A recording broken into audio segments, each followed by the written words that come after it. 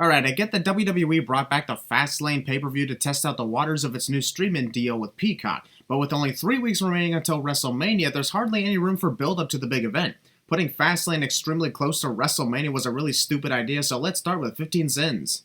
Also, Fastlane was poorly executed with a lot of confusion and terrible finishes of their matches, so if they're trying to impress the people over at Peacock, they're not exactly off to a good start here. These are the moments. This is the opening video package to Fastlane, but instead of showing great moments from previous Fastlane events, we're seeing great moments from previous WrestleMania events, probably because there's little to no great moments in Fastlane history. I should be in the main event of WrestleMania. Just because, apparently. With all due respect, Daniel Bryan is a fantastic wrestler and one of the best we've seen in the last 11 years, but his complaining character makes absolutely no sense. A guy with all the accolades since 2010 is complaining about not being in the WrestleMania main event, something he's gotten before, and something that would be a poor remake. It made no sense when Sasha Banks and Bianca Belair challenged the Women's Tag Team Championship the first time at Elimination Chamber. Why the hell would it make sense the second time here at Fastlane? Another 20 sins because this whole thing with the Women's Tag Team titles is a complete abomination.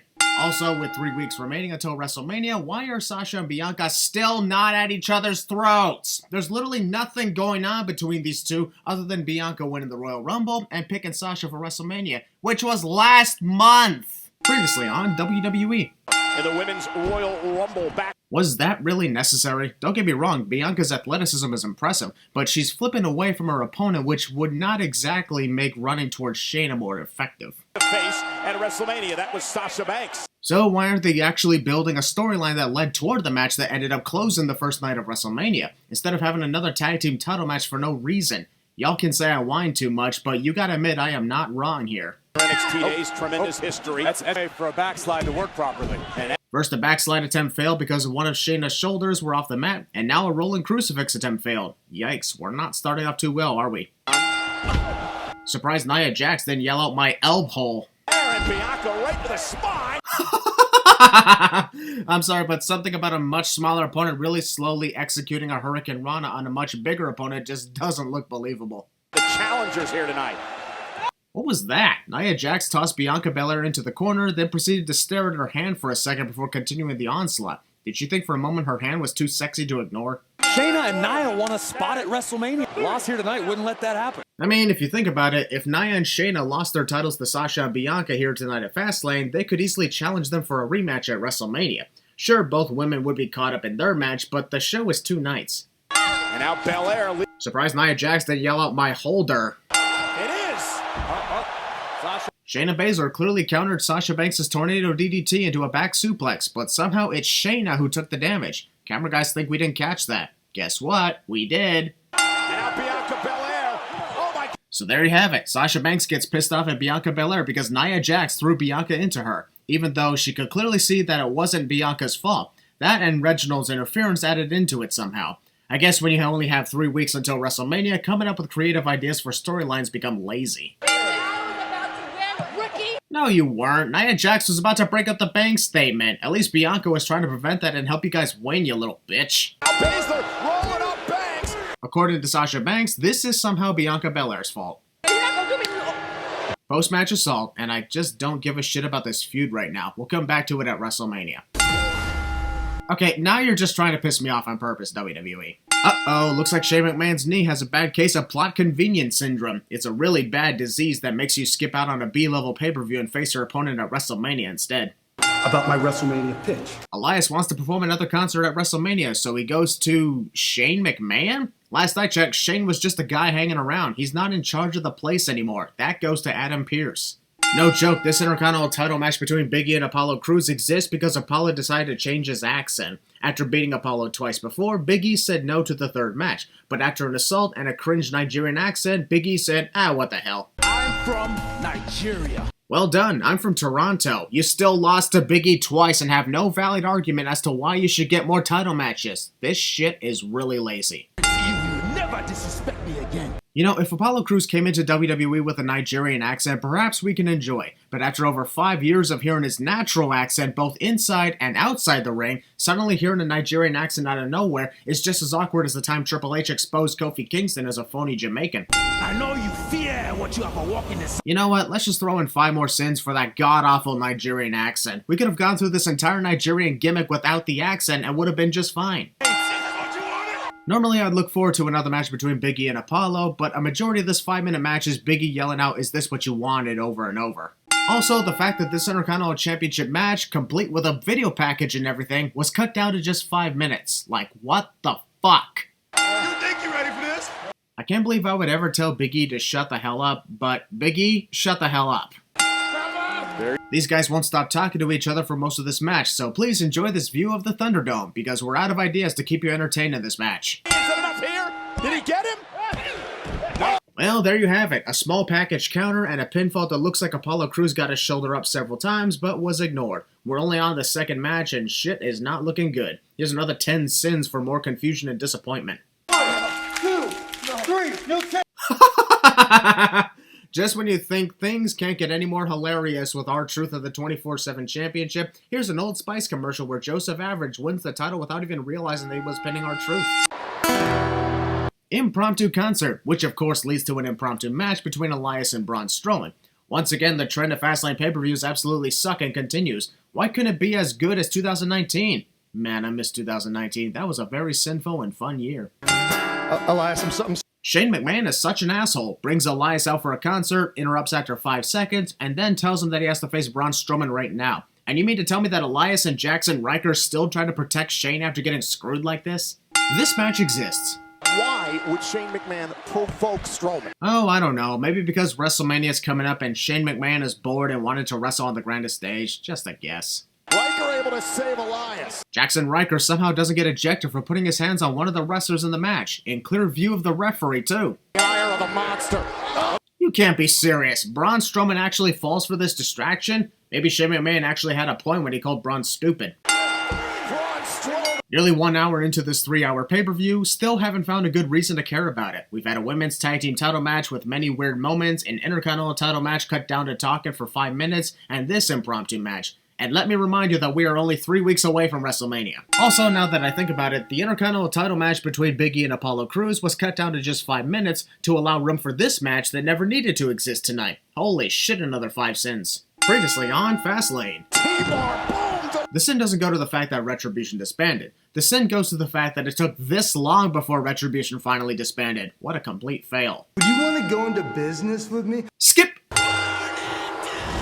Seth Rollins, while maintaining his CrossFit Jesus gimmick, goes back to using the Burn It Down theme song, which doesn't make sense to his gimmick at all. Shut up. Those 2 words alone should have been enough to finally give Shinsuke Nakamura the push that was taken away from him in 2018.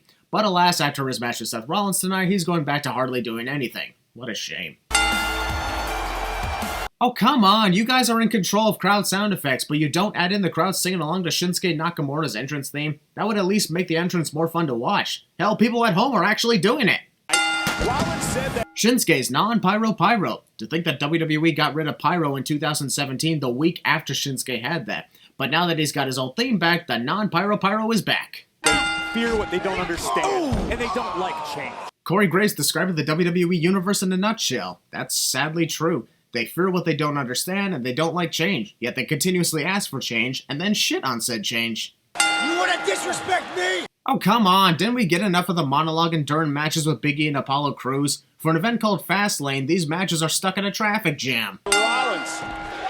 The crowd sound effects are off because Shinsuke Nakamura kicked out at 1, not at 2. Come on, audio technicians. United States champion, a tag team champion. Very nice! Who gives a shit? The accomplishments of Seth Rollins are not exactly relevant in this match with Shinsuke Nakamura, Michael. A born leader of men. The annoying ass-kissing commentary of Corey Graves. 22 swings! I get that Cesaro swung Seth Rollins 22 times, but holy shit, pay attention to your match with Shinsuke. This just makes Shinsuke the afterthought of his own match, and that's just wrong. Cover by Seth to put Nakamura. Look, just because Seth hadn't hooked any of Shinsuke's legs doesn't mean the pinfall is yet to take place. Shinsuke's shoulders are down, and Seth is over him. So why didn't the referee immediately start counting? Hook and legs aren't a requirement in pinfalls as we have seen over the years.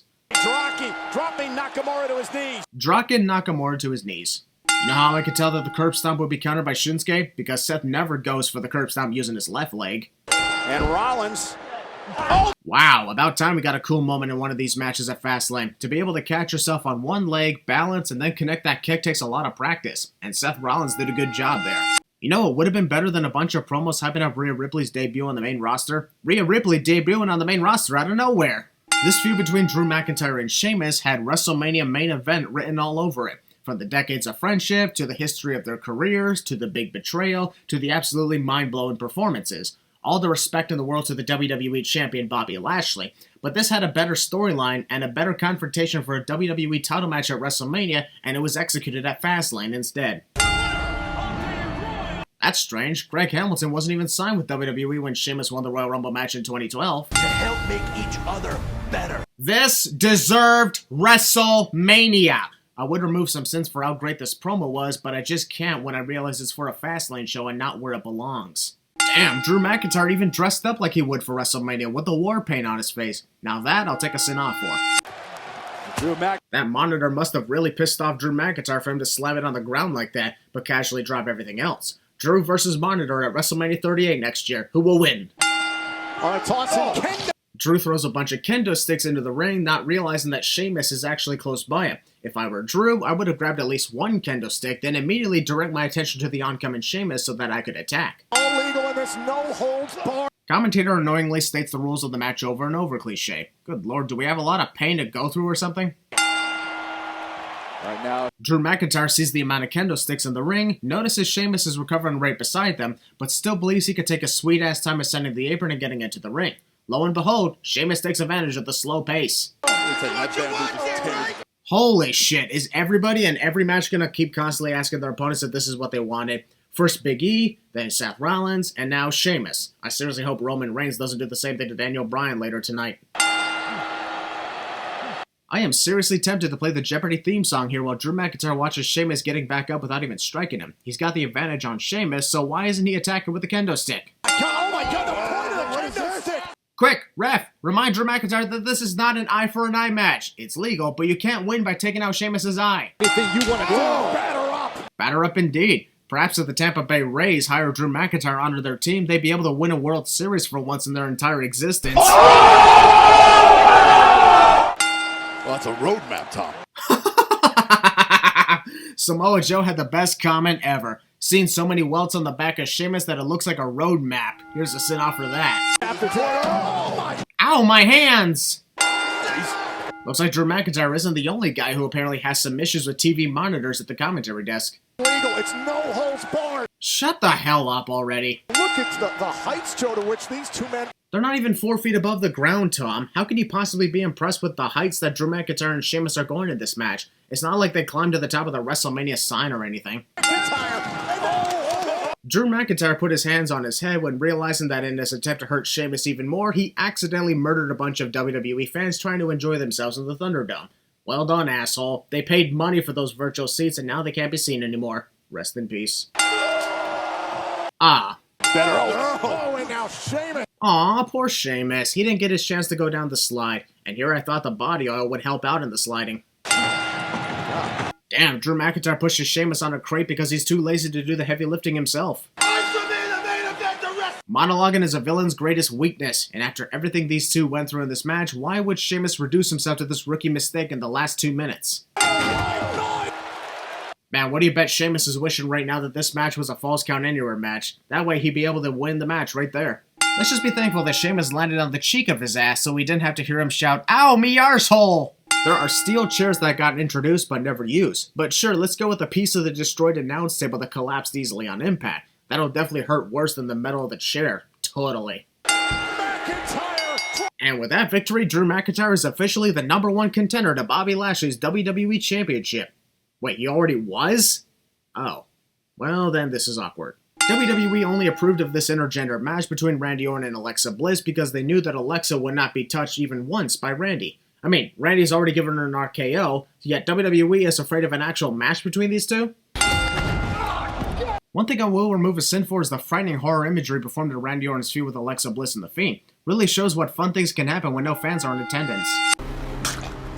As cool as it was to see Randy vomiting the black slime-like liquid, I really think Papa Shango could possibly be aligned with the Fiend here. Dang, Alexa Bliss must really hate Randy Orton's entrance, so activate the vomiting powers again. Yep, I'm taking another sin off, combining together Alexa Bliss's original entrance with the Firefly Funhouse theme afterward. This is great stuff. Shame the match couldn't be as great, but here you go. Whoa! The fire was an interesting take, but what really sold the moment is the referee hightailing it out of the ring as if the ring was gonna explode. Randy Orton actually believed that Alexa Bliss wouldn't move out of the way. Dude, she just erupted some fire and you're not being careful around her? Not gonna lie, that actually got me. For once, there's a jump scare moment that actually worked, but I give most of the credit to the change in Alexa's demeanor, from happy to psychotic within seconds. Trying to kill me? You set the Fiend on fire and practically murdered it at TLC a few months ago, yet you're the one asking if someone's trying to attempt murder here. Alexa Bliss is absolutely perfect in this role and you can't deny that. No other female on the roster could look this dangerous and actually do it well. Rope swinging. What the hell? Here comes one of the most frightening moments of the match. However, I can't help but think that the Fiend is related to The Undertaker here, since it can also rise from hell just like Taker can. The new design on the Fiend to look charred and nearly burned away deserves 5 sins removed. Shame it gets rebuilt at WrestleMania, but what a moment here at Fastlane. Gotta admire the attention to detail here. The referee doesn't even get into the ring to count the pinfall, only does it on the outside because he's too scared to get in the ring with Alexa Bliss and the Fiend. 3 to 4 minutes of hyping up WrestleMania, which is what we should really be focusing more on than this Fastlane event. This match with Roman Reigns and Daniel Bryan sadly needed an outside enforcer. No doubt just an excuse so we could have Edge on this pay-per-view. And just an excuse so we could have Daniel Bryan lazily added to the Universal title match at WrestleMania. Bottom line is, this whole pay-per-view is lazy. Pointed at the WrestleMania sign. Well, yeah, that's kind of what a Royal Rumble winner does to the person he or she challenges for the title at WrestleMania. If you feel like such a failure because of that, you got issues, man. Also, Daniel Bryan expects me to feel bad for him in 2021. This is not 2014 when literally everyone was intentionally trying to prevent you from getting your dream. If I want to main event WrestleMania, I have to win the Universal Championship. Actually, given the reality of how Daniel Bryan main events WrestleMania this year, he didn't have to do any of those things. Crying and bitching sadly gets you what you want these days. I am the inevitable. Roman Reigns thinks he's Thanos, and literally both times Thanos claimed that he was inevitable, he died. Paul Heyman. Paul Heyman is still hanging out with Roman Reigns. Can anyone give me a legitimate reason why Paul is hanging out with them? Because if he's not at ringside doing practically nothing, he's backstage with Roman staring at him like a creep. The winner will defend the Universal. Yeah, we know. The winner defends the Universal Championship at WrestleMania against Edge. You said that like 3 times during the entrances. Say something interesting. Daniel Bryan taunting Roman Reigns as if Roman is some rookie competing for the first time in his life. Are we for sure that Roman is the heel in this match? Sure, Daniel is talented, but constantly taunting Roman can only go so far. Eventually, he's going to have to actually put in a submission hold or do some sort of offense if he wants to win the match. Much as I didn't like Daniel getting himself involved with the Universal title picture, I can never ignore the heart and determination, especially with agonizing submission holds such as this one. I can almost feel my own shoulder tearing just by watching. See the champion. Oh boy, Roman Reigns is about to go through his walk all over the place technique he used against Jey Uso at Hell in a Cell last year. At Edge. Edge silently would be great at submissions to expansion. Roman should be focusing more on Daniel Bryan than he should be to Edge. He was upset when Edge came out to claim his spot. There's more reasons as to why this Daniel Bryan wanted to main event WrestleMania storyline absolutely sucks and makes him look like a pathetic bitch more than a determined wrestler with heart. He claimed the main event was his prior to the Royal Rumble, then lost the Rumble match. How come the 28 other wrestlers who also lost aren't complaining about losing their spot? And as Paul Heyman says that, Roman Reigns continues to have the "why did I hire you" look on his face, and I don't blame him. Gonna launch himself home. Daniel Bryan able to get off the... Bullshit! Daniel Bryan just got slammed onto the mats outside the ring. How the hell is he already recovered from that? There haven't been many errors or mistakes. Don't jinx it, Corey. Errors and mistakes could still happen in this match. Be careful what you say, man. Roman Reigns caught by a... This referee literally had no reason to catch Roman Reigns and keep him standing in the ring. This had to be one of the worst occasions where a referee prepares to get knocked out. And now, oh my goodness! And of course, the referee gets knocked over at the crucial point in the match cliche. Given how we have Edge portraying the special enforcer at ringside, who could have seen this coming? Wait a minute, Jay! This was a good match, full of great back and forth action. And then Jey Uso had to show up and ruin everything once again. How has nobody requested a match where Jay is banned from ringside yet? Wrestler looks to hit his opponent and then accidentally hits another wrestler who will blame him completely for the incident cliche. I'm sorry, but as much as everyone says it is, that doesn't look like Roman is tapping at all. It may have been his intention at that moment, but his hand is not even connected with Daniel at all, and tap in the air doesn't qualify as a submission either. Hence why this is even more questionable than initially thought. Don't worry guys, Edge is just upset that the Maple Leafs lost another game. Give him an hour to calm down. And Roman Reigns is Victory due to outside enforcer interference, well that's a first, is always a sin. Alright, add that to the records.